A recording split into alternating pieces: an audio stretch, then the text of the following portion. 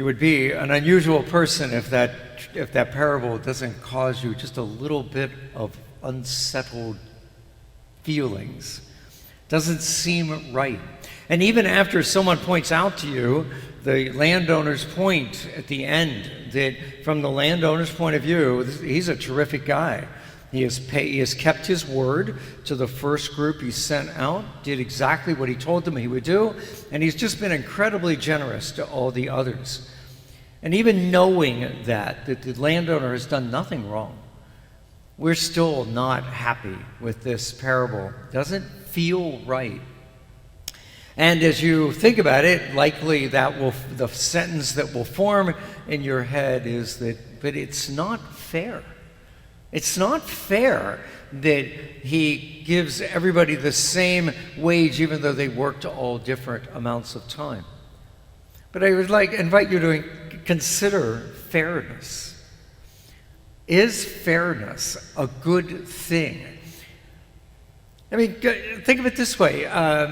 Three kids, yourself, two siblings, and you're around, you're at the end of dinner. Mom brings out some leftover chocolate cake, nice big piece. And of course, everybody starts perhaps squabbling over it. And what does mother do? She says, oh, we'll be fair. We'll divide it very carefully into 3 equal pieces and give everybody a piece. And that sounds perfectly well until you realize, is there not a reasonable amount of selfishness in this? I have to get my piece of the cake. I have to get my share of the piece. It won't be right if I don't get what's due me. Fairness has got this tinge of, it's about me. It's not about other people. Because consider what would happen if it was 3 adults. Same scenario. In some way, you're at the end of a dinner and there is this big piece of chocolate cake that's there for the 3 of you. If you were the mature Christian, the disciple of Jesus, what would you do? Would you really look at them and go well, let's just divide it evenly because I want to make sure I get what's mine? No, you would be thinking of them first, and you would say, friends, here, you take what you want of this. If there's any left over, I'll be happy. I'll enjoy what's left. Because you and I would gain great satisfaction, yes, out of eating the chocolate cake, but we would gain more satisfaction out of watching our friends eat the chocolate cake and enjoy it. The Christian life isn't about us. The Christian life is about others. We're supposed to give our lives away, and that applies to chocolate cake. We have somehow built fairness up into a virtue, and I don't think we should.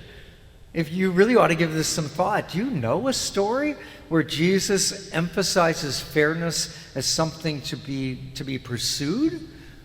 Do you know a parable where fairness is the good thing that's supposed to come out of it?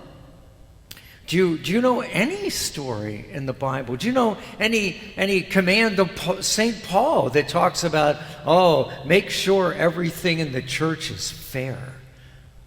It's not there. And yet, what do? We say things like, I don't understand that the bishop always goes to that parish. He never comes to ours. We aren't happy when somebody else gets a raise and we don't. Why not? Why can't we go to them and say, hey, I am so pleased that you got that raise. What a joy for you. I'm sure that will be helpful to you. No. We're like the guys in the parable. We grumble against the landowner, our boss. Oh, they didn't work anywhere near as hard as I did. Or I work at least as hard as they did. I should have gotten the same thing. You really ought to give this some thought.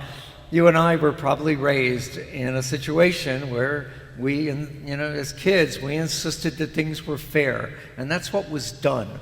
And maybe that was okay in terms of parenting, but it's gotten in us.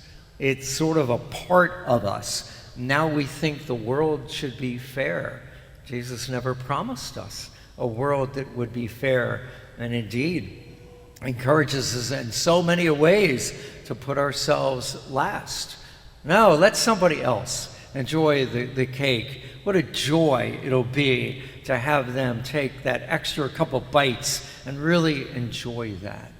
And you get to savor that joy as opposed to savoring, tasting it yourself.